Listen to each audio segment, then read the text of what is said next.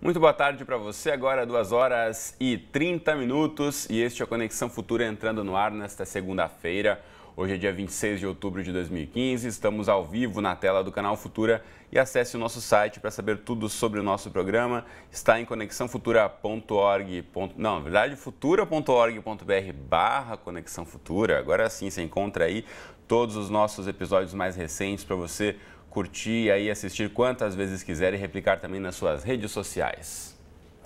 E hoje vamos começar de forma diferente, falando sobre um evento que mobilizou milhões de brasileiros no fim de semana, as provas do Enem, o Exame Nacional do Ensino Médio.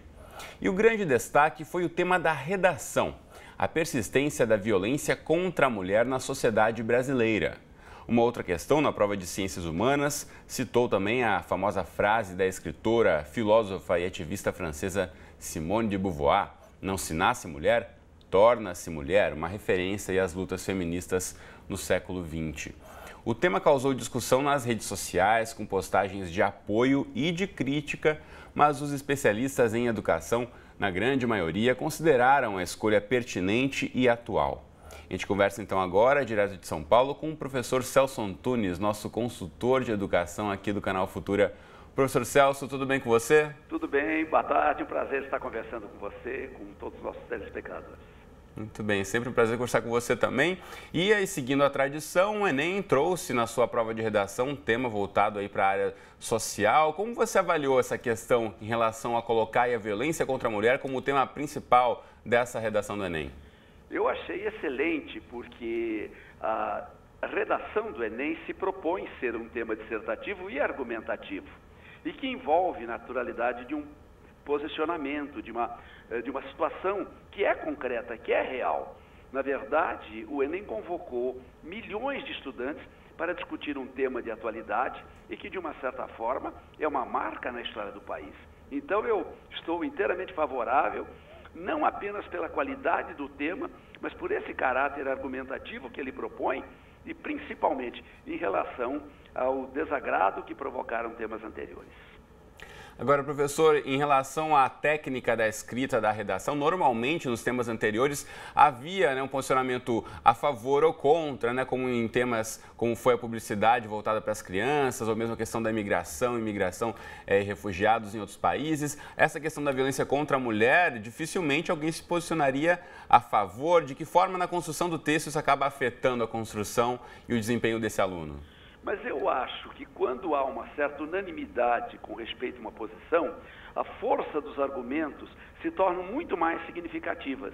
Então, por esse aspecto, eu achei que a qualidade quase unânime desta posição reforça muito aquele poder de objetividade, aquele poder de concretude com que o aluno é capaz de argumentar dentro do espaço que ele tem e dentro da tensão que ele vive, um problema de natureza nacional. Então, exatamente este caráter quase que unânime em torno de uma resposta me parece ser um elemento que fortalece aquilo que o Enem propõe e que os próprios textos de apoio que se apresentaram, de uma certa forma, ratificam.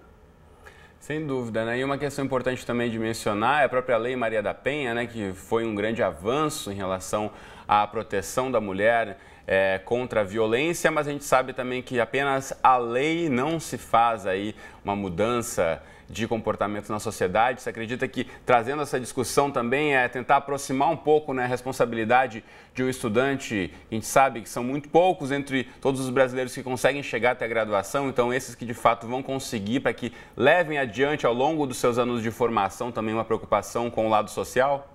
Eu acredito que sim, ainda que, claro, é um primeiro passo, é um passo que envolve muitos outros, é um passo que, como você colocou muito bem, está envolvendo apenas estudantes, apenas alunos, mas de qualquer maneira, ele ganha uma consciência nacional. E repare que se nós observarmos os jornais de hoje, ainda que a unanimidade contra essa posição extremamente significativa, ainda houve quem argumentasse de maneira contrária, quem se posicionasse de uma forma a ver caráter político, a ver, enfim, outras intenções que não aquelas que caracterizam o Enem. E eu reforço, os textos de apoio, inclusive, deram sentido a isso. Eu fiquei eufórico como educador de perceber que, afinal de contas, nesse exame que é tão importante, uma posição tão clara exigiu dos estudantes a reflexão e a argumentação. Professor, em relação à prova de Ciências Humanas, também mencionando a escritora francesa Simone de Beauvoir, tem gente até já chamando essa edição de o Enem feminista, como é que você avaliou isso?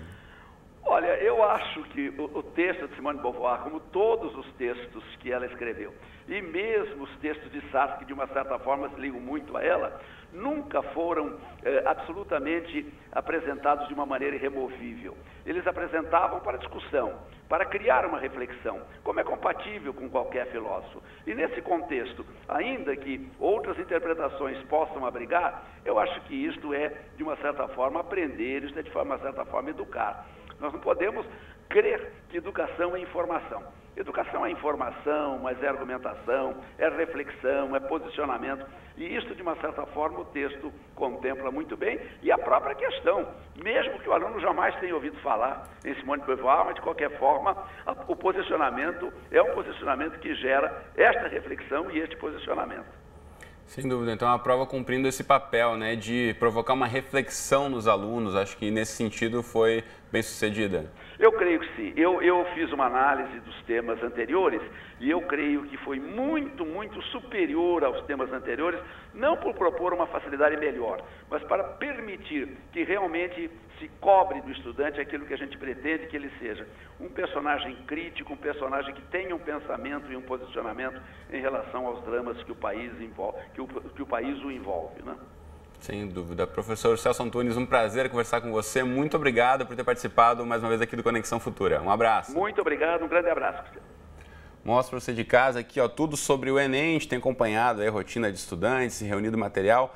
A prova já passou, mas você pode acompanhar mais uma vez aqui, Enem no Futura, está aí na sua tela. Você pode saber um pouco aí sobre a rotina dos estudantes que a gente acompanhou ao longo do ano, como é que foi o preparo deles. E tem material novo chegando aqui, novos episódios toda terça-feira e também material complementar aqui sobre o Exame Nacional do Ensino Médio. E ainda sobre a prova de redação do Enem, realizada ontem, e o tema escolhido, que é a persistência da violência contra a mulher na sociedade brasileira, que gerou discussões e até polêmicas, o Jornal Futura entrevista hoje às 4h30 da tarde, Télia Negrão, que é secretária executiva da Rede Nacional Feminista de Saúde, Direitos Sexuais e Direitos Reprodutivos. Então não perca aqui ao longo da nossa tarde. Você em casa fica agora então com Sala de Notícias, no episódio de hoje chamado Desafios das Cidades. Vamos saber como o Brasil se transformou de rural a urbano, conhecer soluções para o planejamento e o Estatuto das Cidades. Então confere aí, daqui a pouco a gente volta com Conexão Futura falando sobre a relação entre as crianças e as cidades. O que as cidades têm para oferecer e o que tem feito para melhorar a situação das crianças, como elas contribuem com a formação dos pequenos. Então, fique ligado, a gente volta com esse bate-papo daqui a pouquinho. Até já!